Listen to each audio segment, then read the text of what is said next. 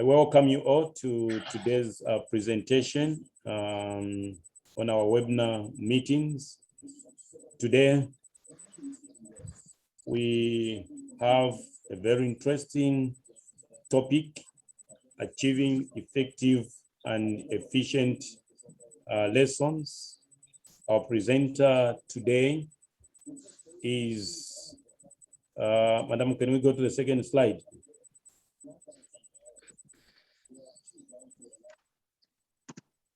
The second slide, please.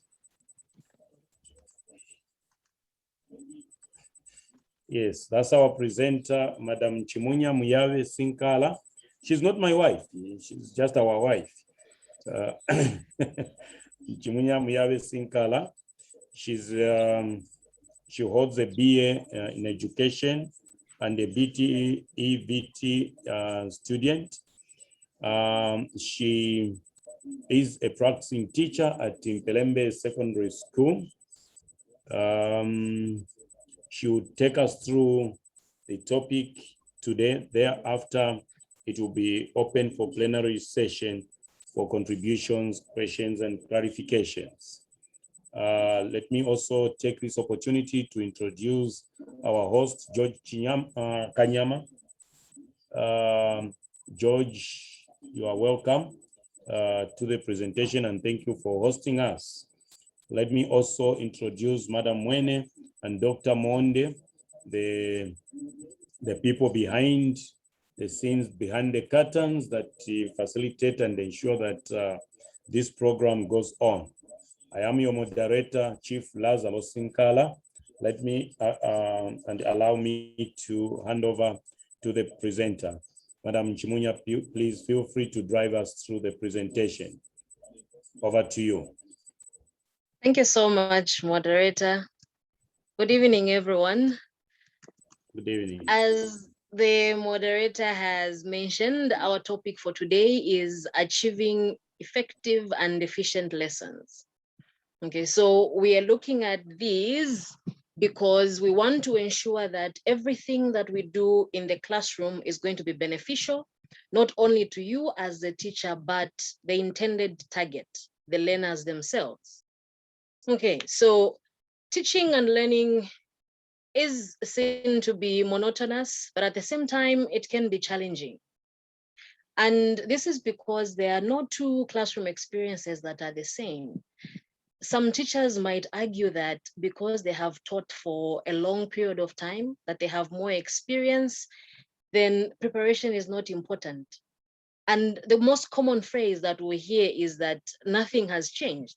And so they end up teaching the same things in the same way that they have taught in the last 5, 10, or 15 years. But I believe that we need to be able to make a difference.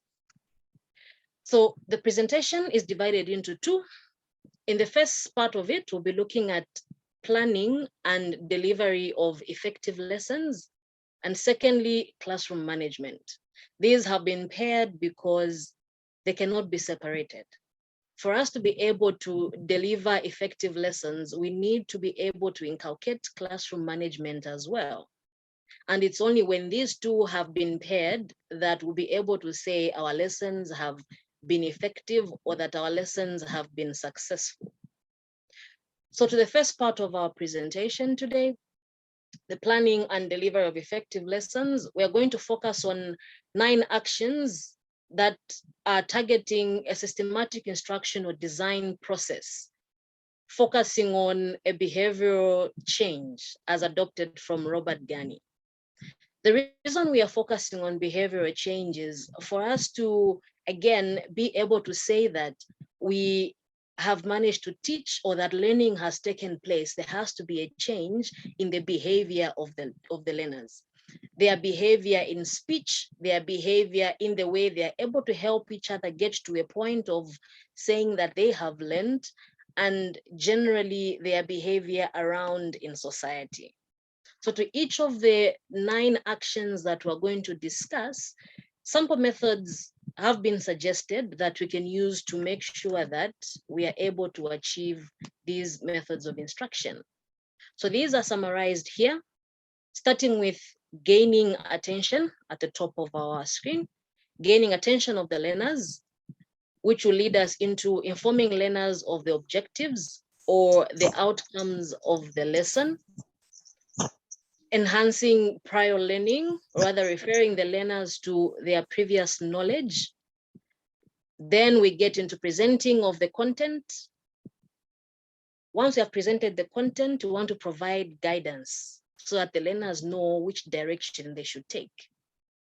After that, we'll move to practice and providing feedback, assessing performance, and retention of the knowledge. Let's begin.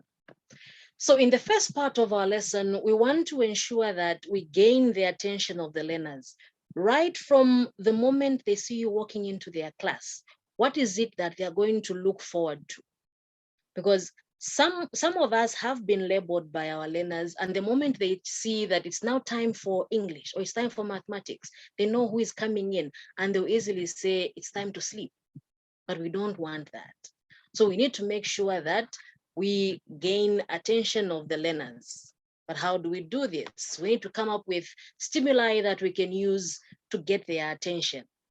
We can use novelty, new ideas, uncertainty, or surprise. Keep them guessing at every point so that they are kept expectant.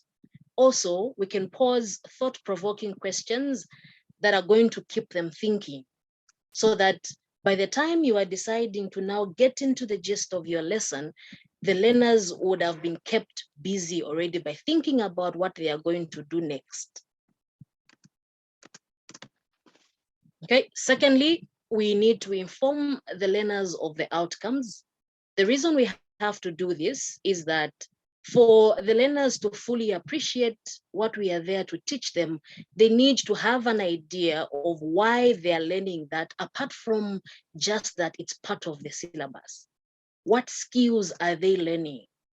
For example, if you are teaching English narrative composition, in one term, you may end up teaching it 4 or 5 times, but are you going to be teaching the same skill in every lesson of a narrative composition? Obviously not. So at the beginning of each lesson, you need to emphasize to them what skills you are teaching in that particular lesson, what they need to look out for, what skill you are going to test them in, so that you are able to describe the required performance. That is going to help the learners also to understand what criteria you're using to determine the standard performance in that particular lesson. Okay, so the reason we have to pay attention to the learning outcomes and ensuring that our learners have understood them clearly is that for every lesson that we are going to prepare, for every lesson we're going to deliver, the key has to be on what the learners are going to learn. So the question you're asking yourself is, what will the learners learn today? As opposed to, what am I going to teach? Because remember, our lessons are because of the learners. So we want to ensure that the learners are the ultimate beneficiaries of what we do in the classroom. So we need to take the attention away from yourself, but focus it on the learners. So even as you prepare your statements that are going to stand as outcomes, you want to ensure that you include a verb phrase or an impact phrase. You want to teach this in order that, or in order to, what should the learners be able to do during the lesson, at the end of the lesson? So you keep asking yourself, why am I teaching this? Why should the learners learn this?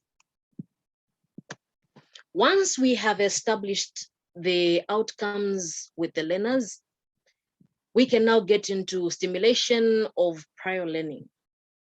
Here, we want to help the learners make sense of the new information that we are going to offer them by relating it to something they already know or something that they have already experienced, which means we are moving from the known to unknown.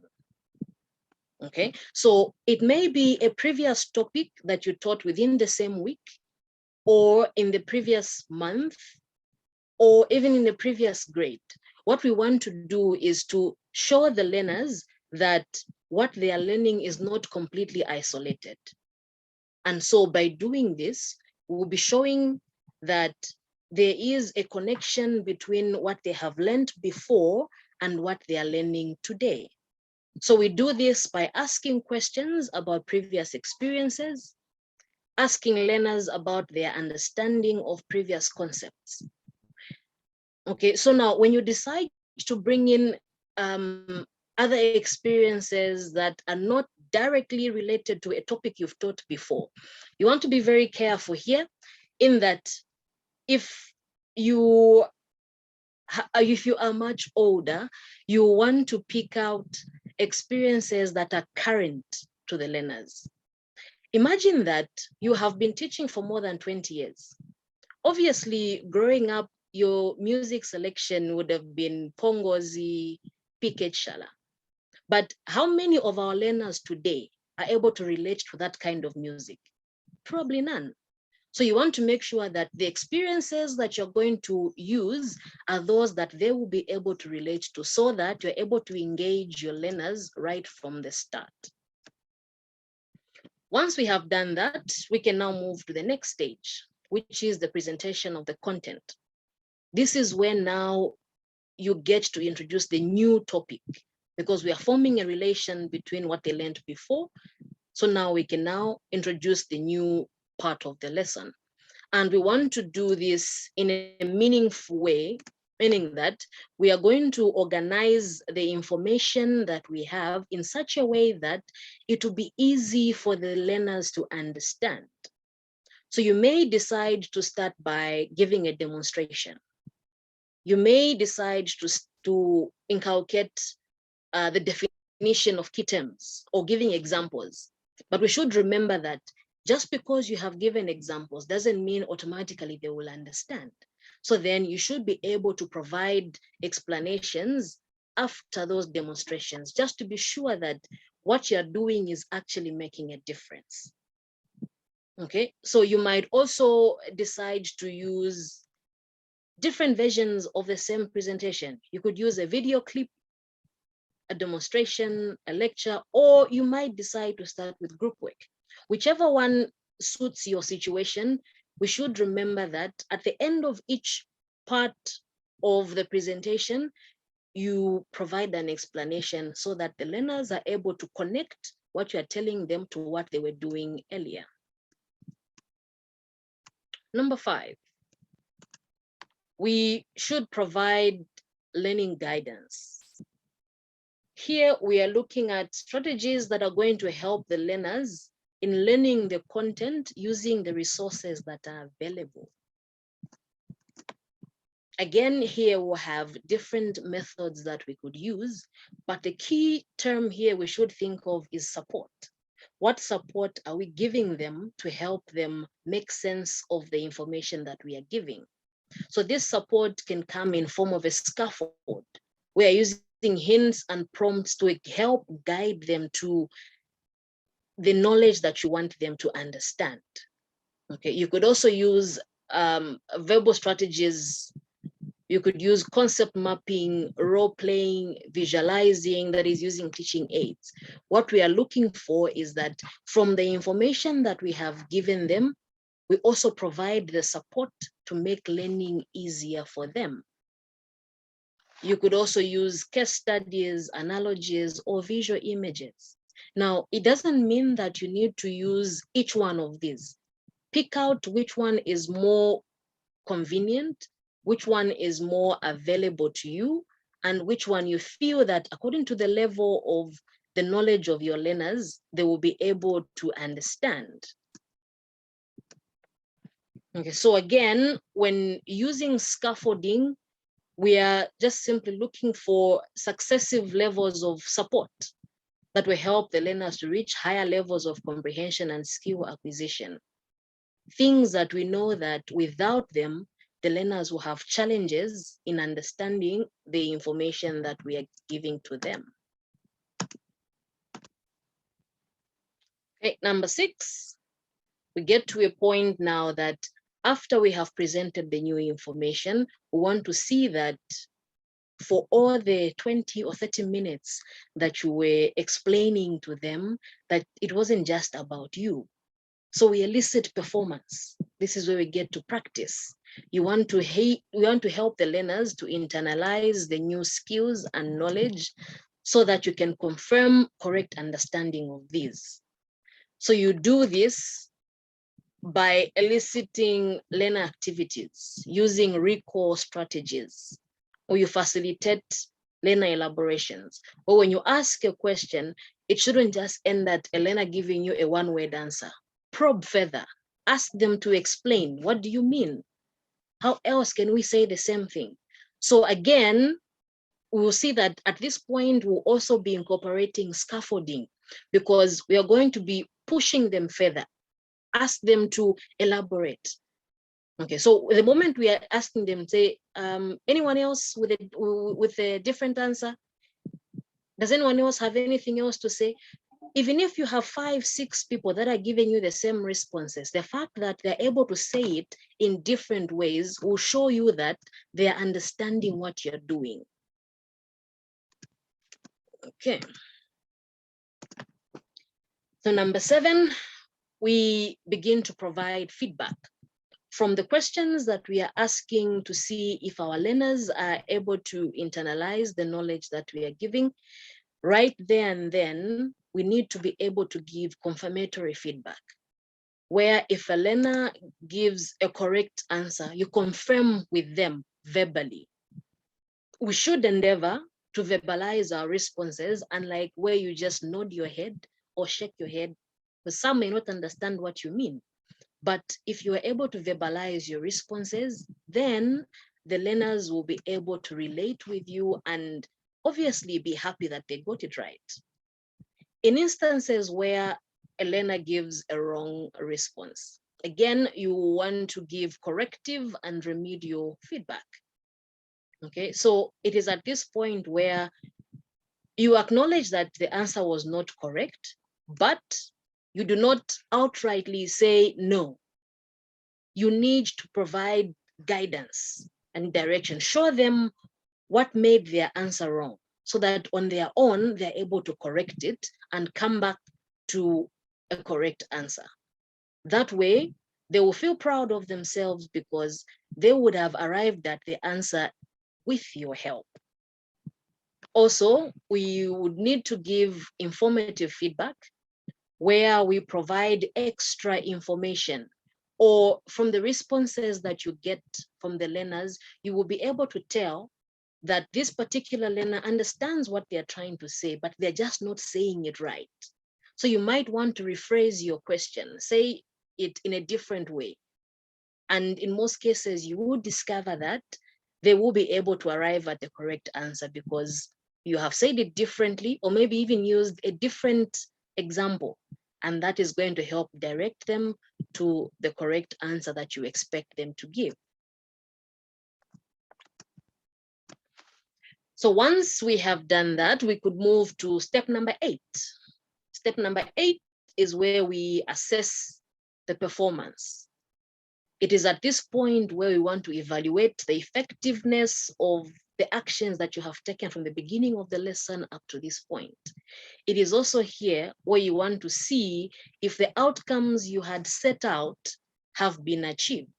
If you had divided your outcomes into outcomes during the lesson and outcomes at the end of the lesson, it is here where you're going to start checking them to see whether they are working or not. And so we'll do this through oral question and answer, or you could conduct a written exercise, a post-test, to check that they're able to come up with correct responses, that they're able to solve the problem that has been given.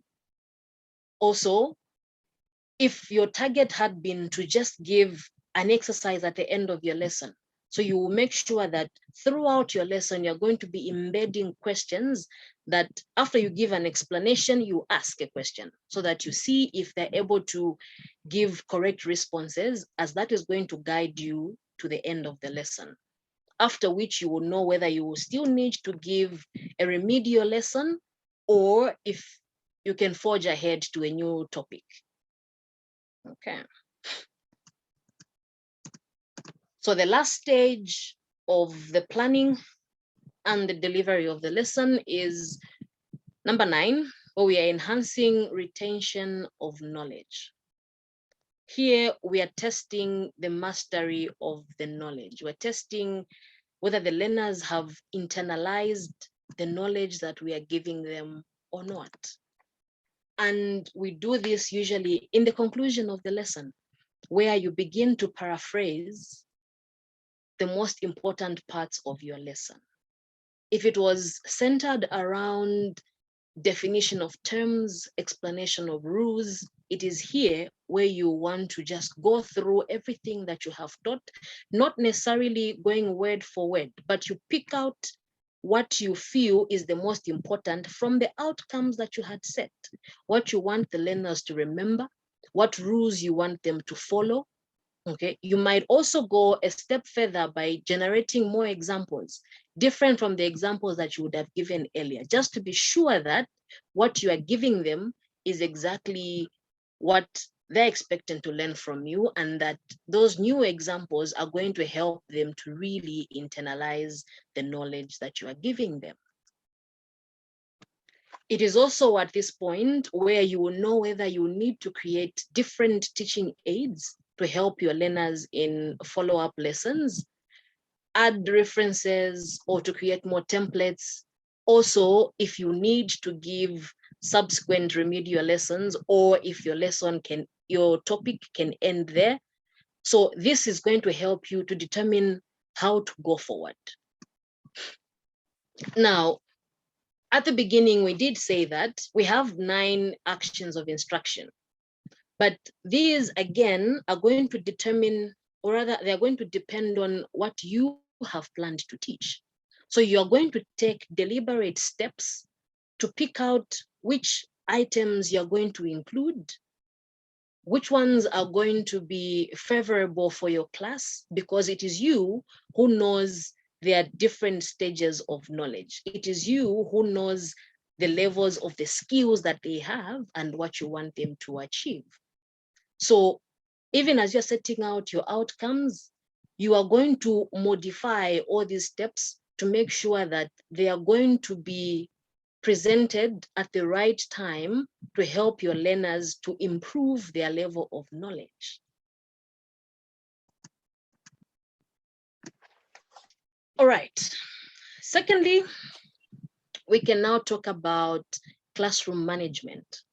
We did say that for us to be able to say we have achieved an effective or an efficient lesson, we need to incorporate classroom management. Here, we're just looking for a way in which you're going to create and maintain appropriate behavior of learners in a classroom setting. Obviously, you do know that if the learners are allowed to do as they please, probably learning will not take place.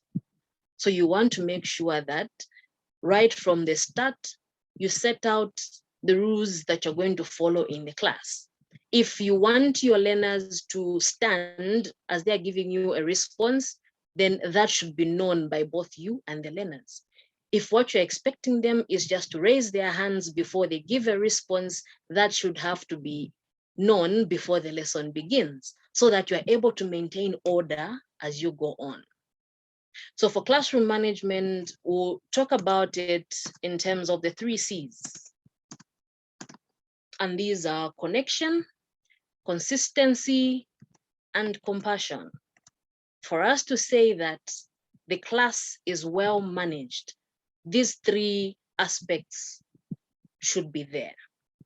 Because with connection, consistency, and compassion, it's going to lead us to a well-managed classroom.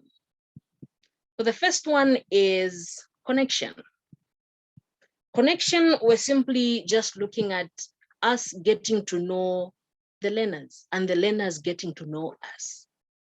This is important because it will help guide the way the learners are going to behave in your presence. And even when they act out of character, it will be easier for you to change that behavior because you know them. But how do we get to know this? We need to take a deliberate step into knowing the other teachers that are teaching that same class. If a particular learner is struggling in writing compositions, you want to know what the learner is doing in either geography or history, because they're required to write essays as well. So when you collaborate with other teachers, it will guide you in how you can help your learners to achieve exactly what you're looking for. Apart from their teachers, you also want to know the parents. You want to know their coaches. You want to know the people that influence their decision making. Because some learners are going to act out of character, not necessarily because they're just ill-mannered, but because they are struggling at home. They do not have anyone who looks out for them. So they may be doing that because they just want attention from you. They want somebody to notice them for once. And so when they see that there are a lot of adults around them who care about seeing them succeed, then it will also influence positively their behavior. This is why the old adage, it takes a village to raise a child, rings true with classroom management. When we all work together, then we will be able to help our learners to be successful. Second C is consistency. Consistency, we're just talking about us being able to balance the things we do around the learners, balance how we carry ourselves around the learners, balance in the way that we speak to them. So consistency shouldn't be just concentrating on the negatives, where the learners know that if instead of standing to give an answer, they just shout an answer, then you punish them, you send them out of class. Others are happier when they're outside class. So if you are constantly doing that, then they'll know that because they don't want to learn, all they have to do is just give an answer before you permit them and you send them out. So we need to see why each learner is behaving the way they are so that we know how to help them. So we are going to focus more on the positive side of it, where your learners are able to tell from your tone of voice, they're able to tell that now our teacher is angry. Now our teacher is just being serious. Now our teacher hates when we do this. So here, for the tone of the voice, we're looking at your learners getting to know you. Whereas you know your learners, allow them in also, so that they know when to behave in a certain way from the way that you speak to them. Okay. Also, because learners are quick to notice and label favoritism when you're not consistent. Sometimes it might just be in small things that you might not even pay attention to. I had a situation during one composition lesson, a descriptive composition lesson, where we were looking at describing an event. And so after we did the initial explanations, when it was time for the learners to answer a specific question to describe their experience at a national park, they were divided into groups, and each group was asked to choose any national park that they would want to describe, or that the event that happened when they visited that. At the end of the lesson, one girl runs up to me and she says, "I really enjoyed your lesson, but I wish you didn't play favorites in class." Okay, that really shook me because I didn't realize I had done any of that. And so I asked them to explain. And so she says, "You spend too much time with group one, talking about the experiences in national than you did with our group. Maybe it's because I've never been to the park, but still, I wish you did the same for me, for our group. Our group was talking about the Kafue National Park, but you didn't say as much as you did with the Zambezi National Park." Okay, so I did apologize and promised to do better. And after they were gone, I knew that it was going to be very easy for me to defend myself, but it wasn't necessary. And I realized that I probably spent a lot of time talking about the Zambezi National Park because I was there recently, and so the memories were still fresh in my mind. And so I unconsciously moved towards that discussion because it was very fresh to me. What I didn't realize is at the same time, the other learners were seeing that as favoritism. So really, this is just a reminder that we should be conscious at every point, the things that we say, how we carry ourselves, and how we do that. So consistency is going to help us a lot. The third C is compassion. Compassion really is just about bringing humanity into the classroom, where even when we notice the wrongdoing among the learners, we shouldn't be angry ultimately to a point where we just think of punishing them. Sometimes we can use those mistakes, we can use that wrong behavior to teach, use it as a teaching point. And once we have taught that, we want to model that behavior so that when they see us also being kind to other people, they will learn from us. They will see that we care for them unconditionally. After all, we are teachers of children and not of the content.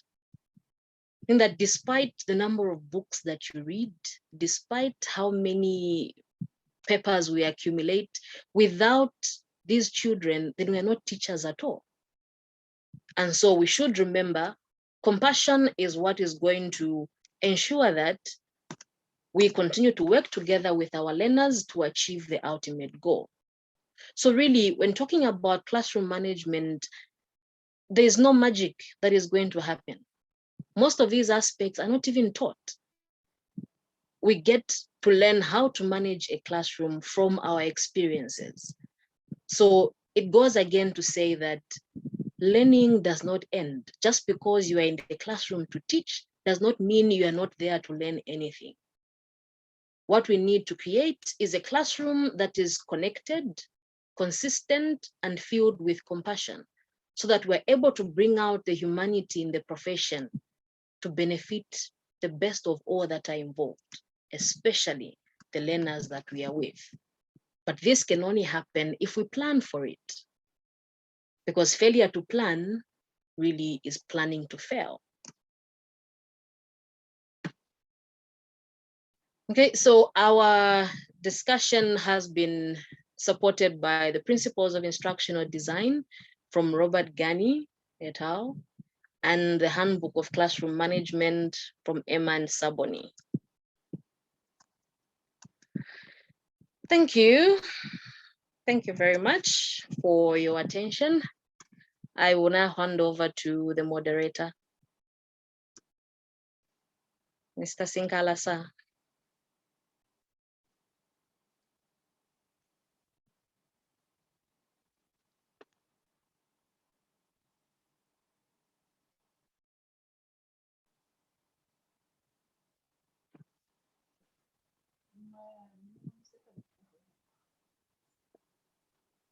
Chief Lazaro. Wow, thank you so much. You have muted me. We are He has now unmuted me. Thank you so much, Madam Chimunya. Thank you so much. I've learned a lot of things, but one thing I've learned just at the end, failure to plan is planning to fail. That's a good one. Right, ladies and gentlemen, it's now open. You can unmute yourself. First, you raise your hand, then I allow you to speak. You unmute yourself and make a contribution. Right, anyone with a contribution?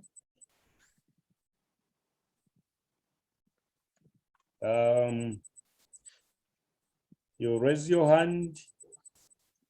If you don't know how to raise the hand using the screen, you can unmute yourself and excuse yourself, so we give you a chance to speak.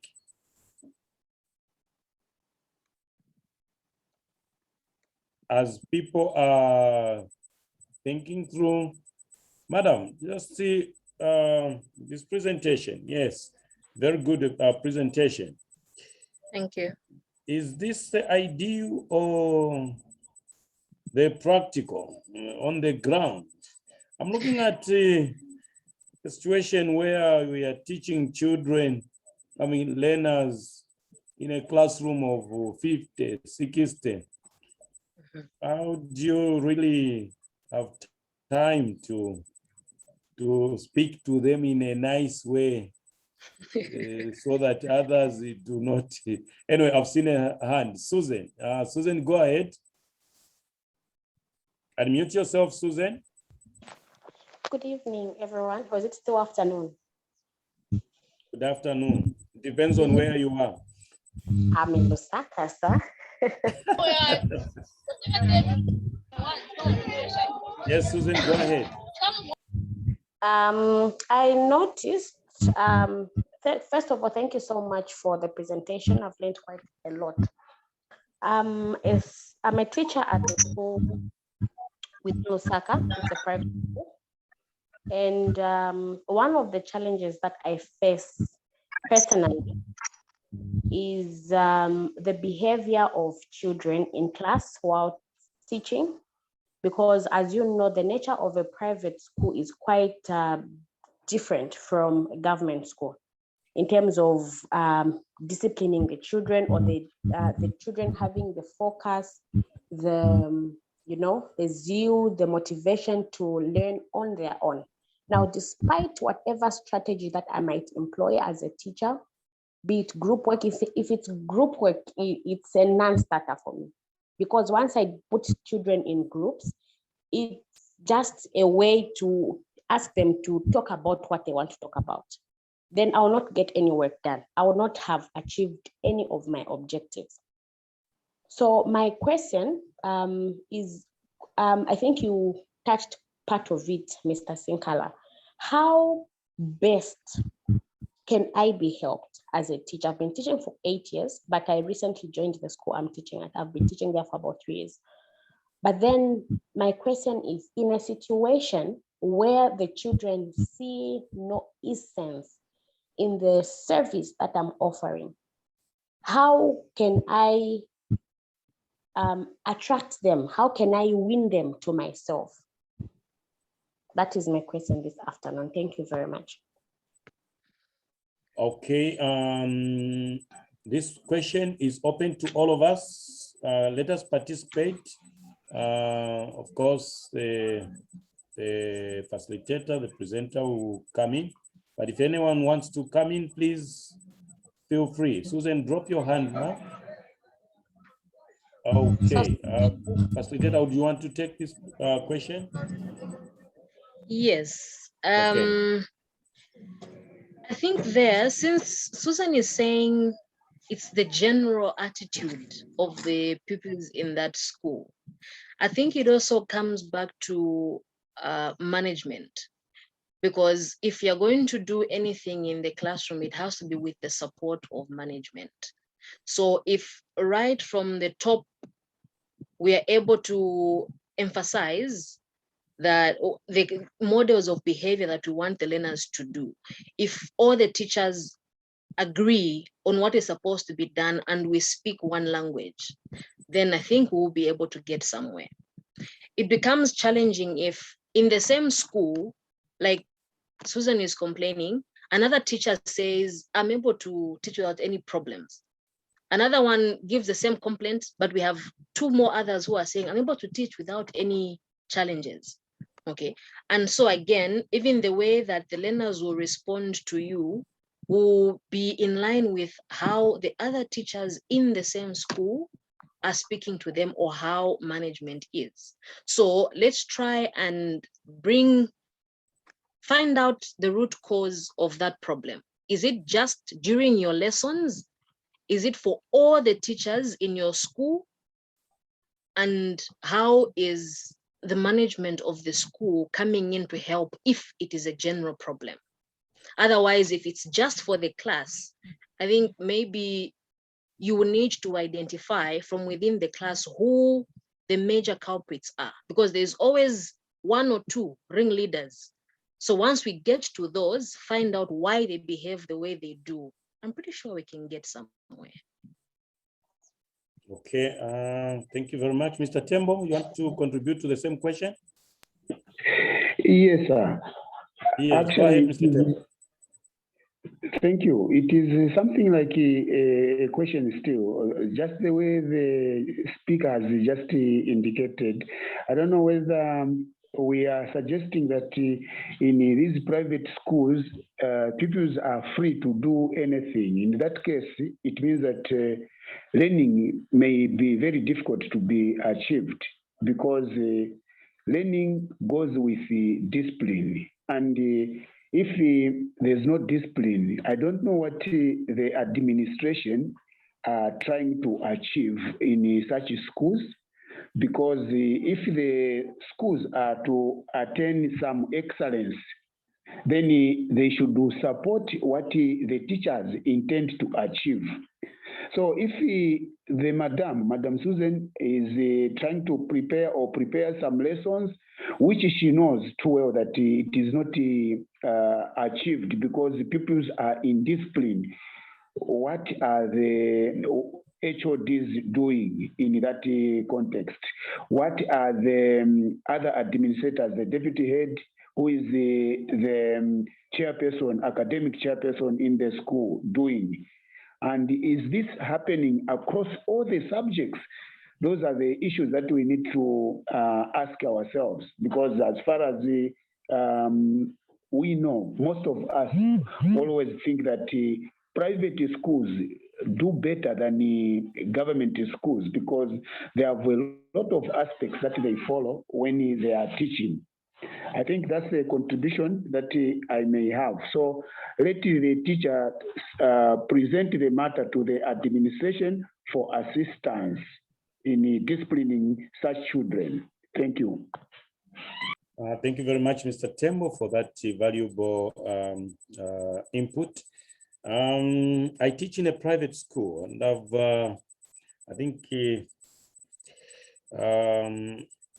I've been teaching in private school, I think almost all my life. I only had a short stint of teaching in government for the first 4 years. Now, for me, I take it as me. I'm the teacher. When I'm in class, it is me, no one else. Dr. Mleya, welcome.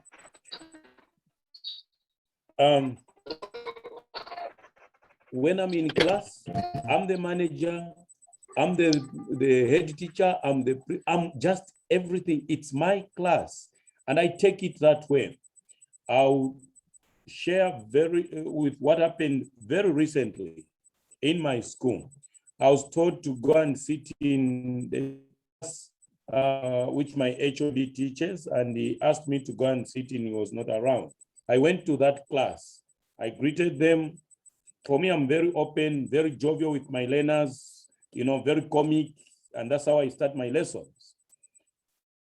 After that, they all know me. After that, it's serious business. So I started teaching.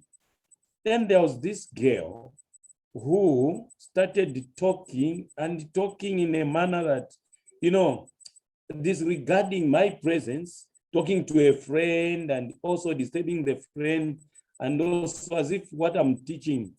And I just put her in a place there, and then I said, "You, what do you think you're doing?" She wanted to respond. I said, "I'm not interested. Get out of my class right now. Come on, get out." "No, you can't do that." I said, "Get out." "No, but I'm not." Then I said, "Oh, guys, I'm sorry. I can't teach such a class. I'm going." Then the friends chased her. "No, you, get out, go." So then, and I knew I was not chasing her. When she reached the door walking, and I said, "Anyway, come back. Be careful. If this is what you are, not with me. Sit down there." You should have seen the silence in class and the level of participation whenever I engaged everyone, except for that particular girl. When I went and shared with my boss, "Oh, there's this girl," and he told me, "That girl, you just, she's very destructive, but even the friends know her. So I said, I realized that my motto then works. When I'm in class, it's me. I'm the teacher. I'm not going to refer to others, okay? And so, Susan, I would also advise that try that principle to say, it is you in charge, no nonsense. Let the learners know what you want and what you don't want. And those who want to be rascals, kick them out. I don't think there's any manager, even if we are in a private school, yes. I don't think there's any manager who will rebuke you for sending out a child from class because that child was misbehaving. I don't think there's anyone, So maybe we try that route as well. Any other contributions? Dr. Mleya, welcome. Any other contributions?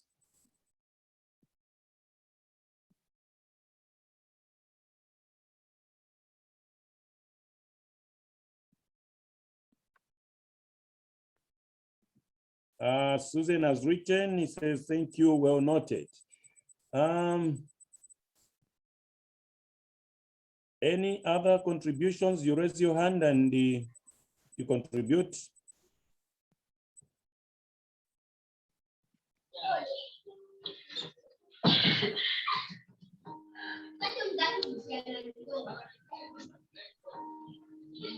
Yes, Dr. Costa Mleya.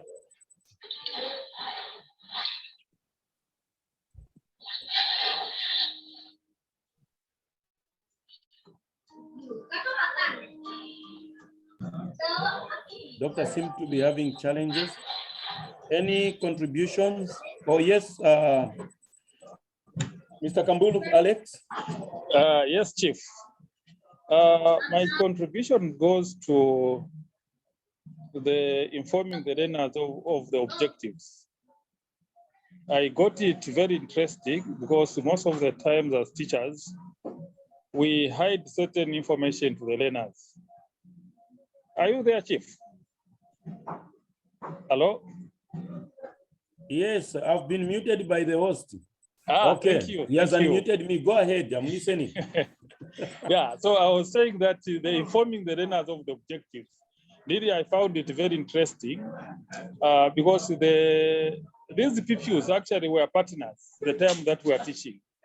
So if they are informed of the outcome, it will be very helpful. Then the other part which I enjoyed again is the providing of the feedback. There are many times that as teachers, we may teach and then we neglect the part of providing feedback. And sometimes in a composition, for example, you mark the composition and you just give maybe a 7 out of 20. And you have not even written anything to show the learners where they went wrong. So in that way, it will be very difficult for them to know their mistakes. Basically, I've enjoyed the presentation, Madam Chimunya. Keep it up. Thank you, Chief. Okay, thank you so much. I can drop your hand, Alex. Any other contributions?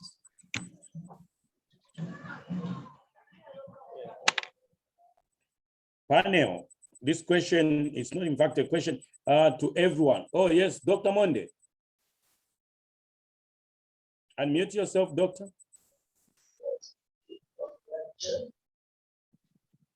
Doctor, unmute yourself.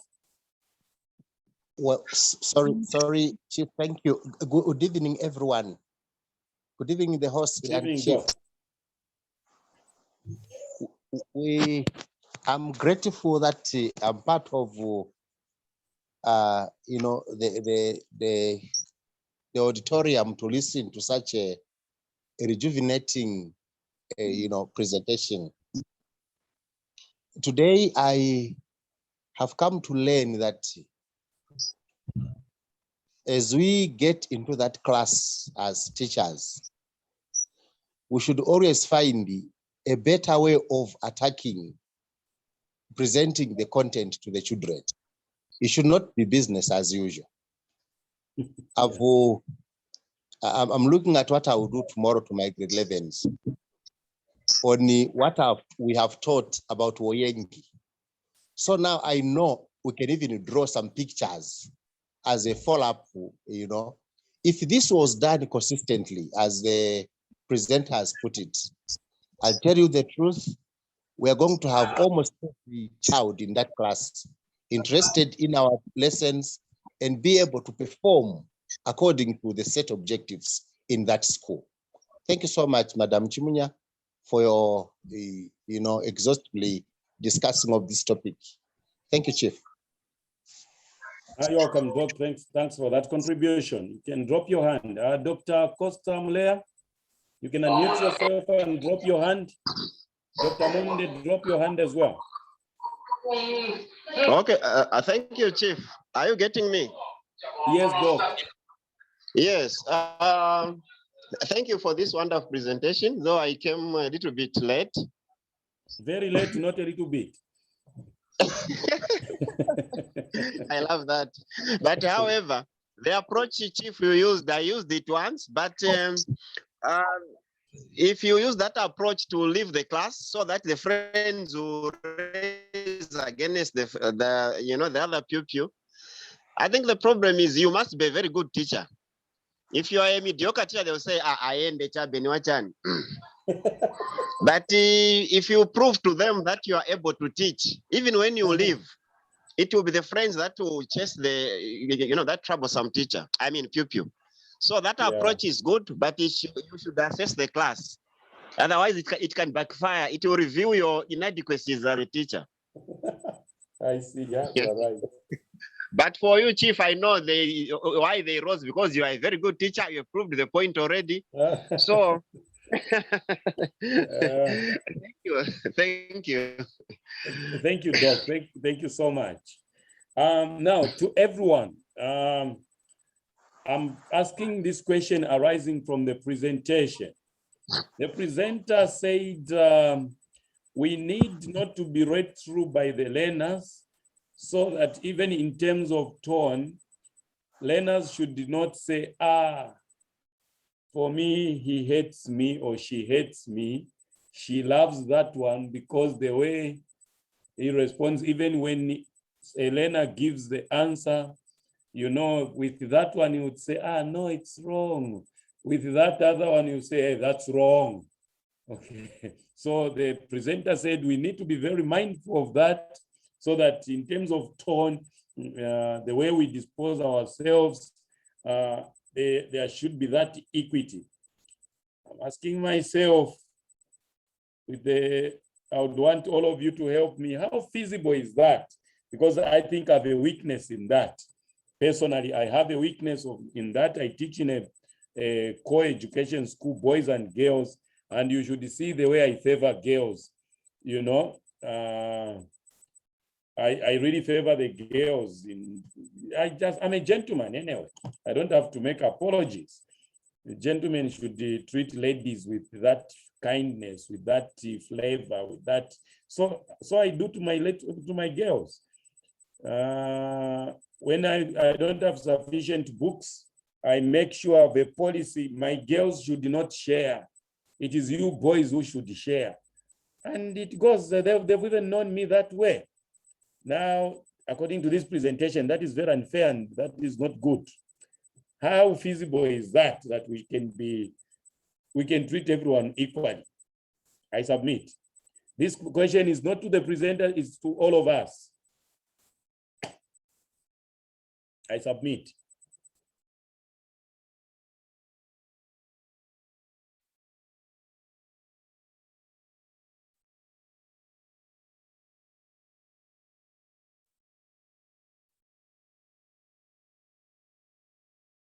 No one is coming in.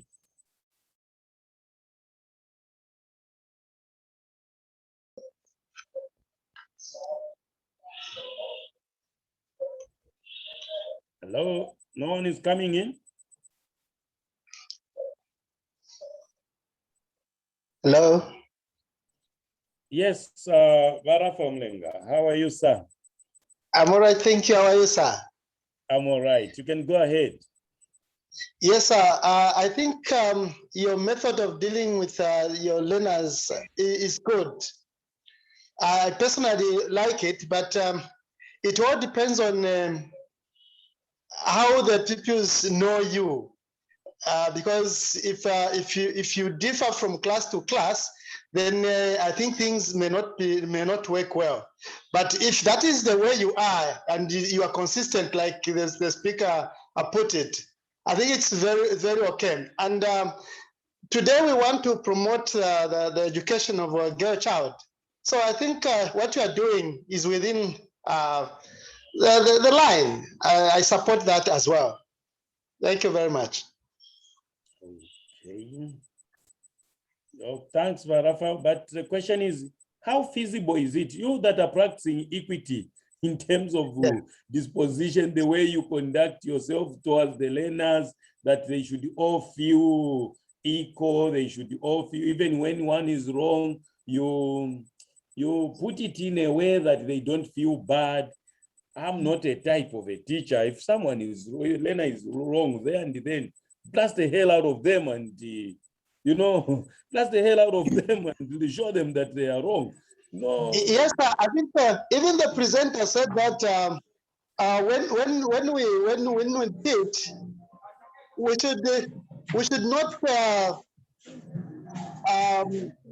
we should not take everyone as the same, because these children, there are some learners who, when you take them lightly, they will take you for granted and do whatever they want to do.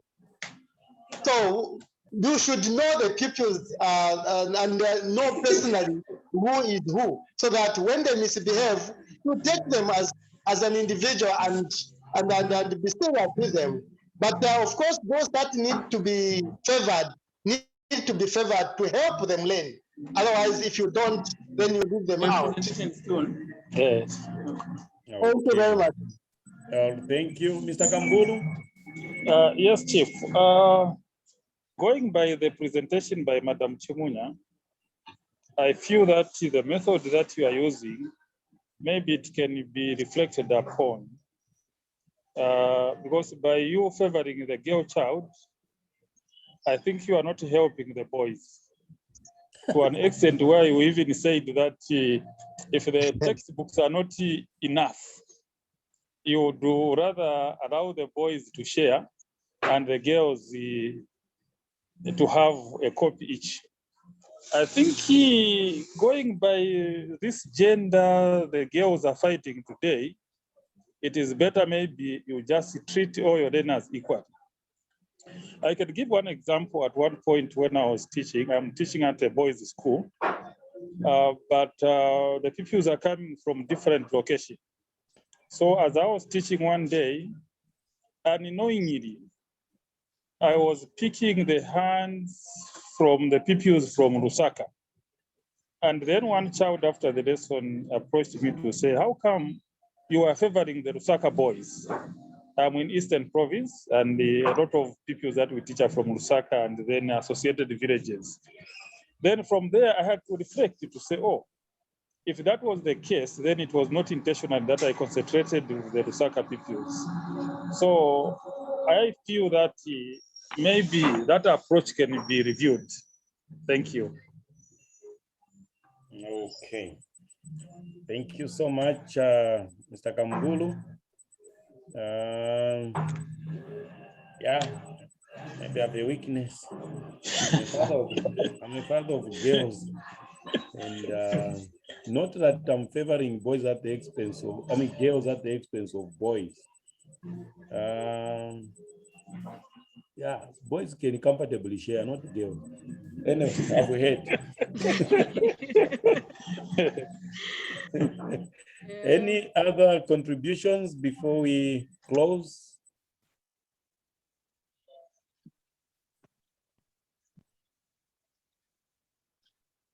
Any other contributions?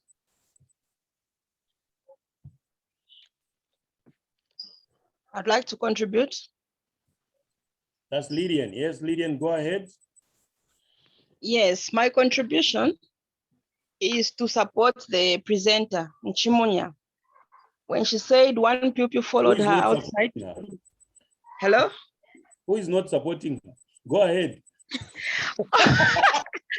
All of you are supporting. Okay, let me say I want to contribute. I want to add. I want to add to what she said. Yes. Yes, sir. Having an experience of teaching at girls' schools, I was at St. Mary's. Now, Kablonga girls are very sensitive when it comes to favoritism. Mm-hmm. They will complain even just by not mentioning their name. Madam, you called Tokozile, you for me, you just said you. Madam, here you said very good, but me, you have just told me good.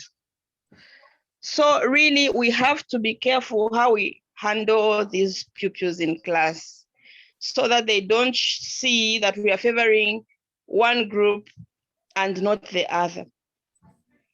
Like recently, I had a case in class where this girl does not write.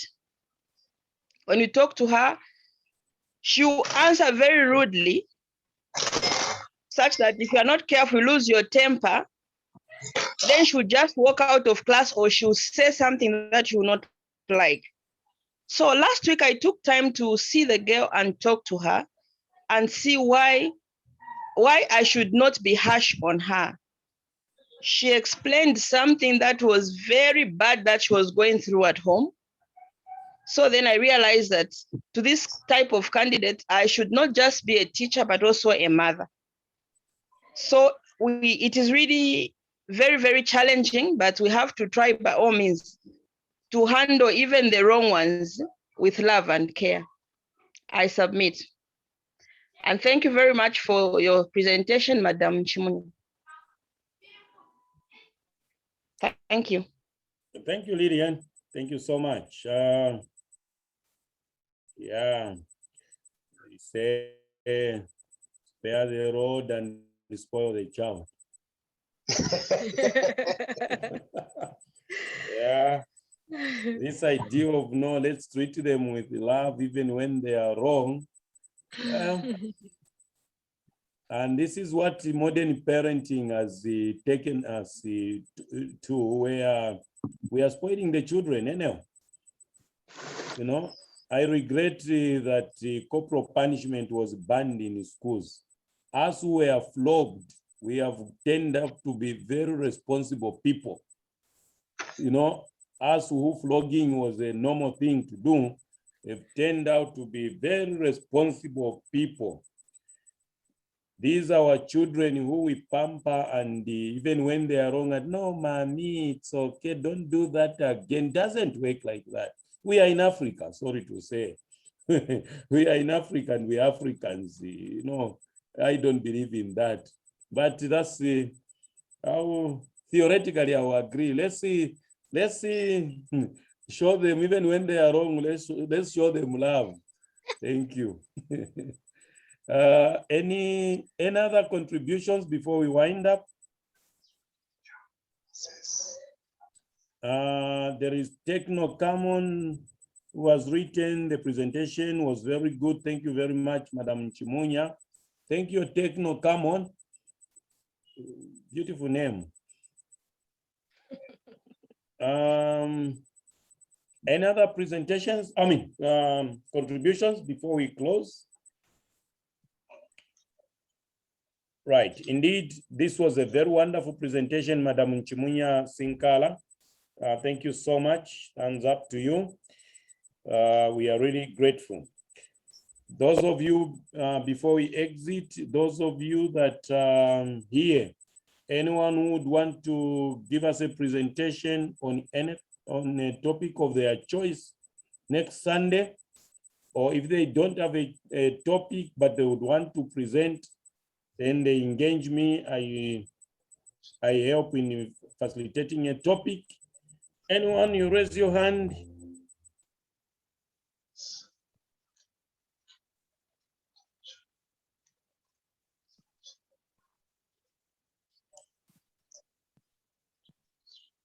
Anyone that would want to give a presentation?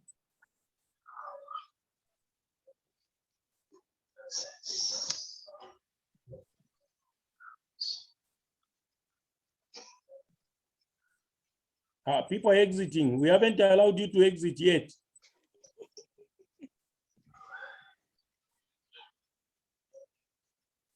Okay, so anyone would love to?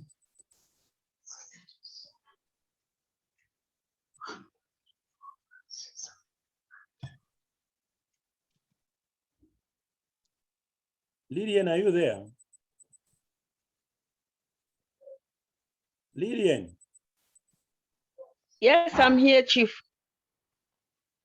are you ready to present? Okay, the other Sunday, not next week.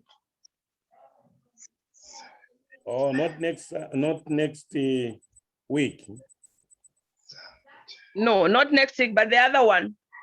Why not this one? Why not this one? The reason I told you. Okay, we will talk off off the meeting. All right. Okay. Dr. Mlea.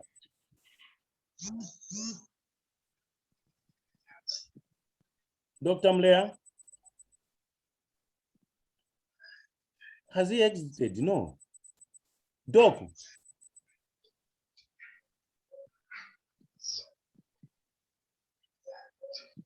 Chief, Okay, Dr. Monde has written, can I try Oyengi themes? Doctor, don't ask us. Doctor, don't ask us. So we have a presenter, Dr. Monde is going to present on the themes for Oyengi.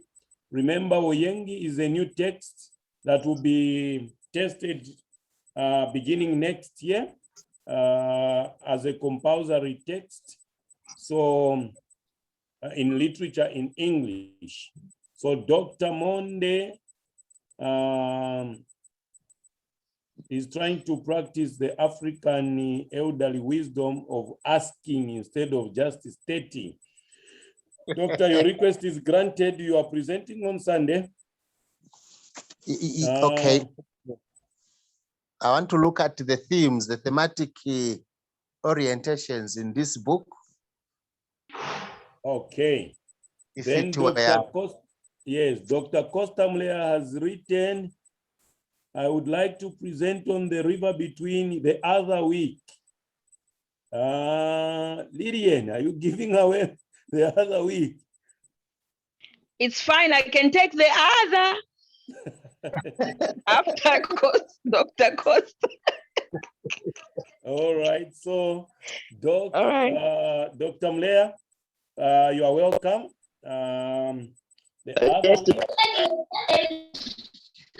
The other week, Dr. Mlea would drive us through the river between. It's a literature text as well in the syllabus.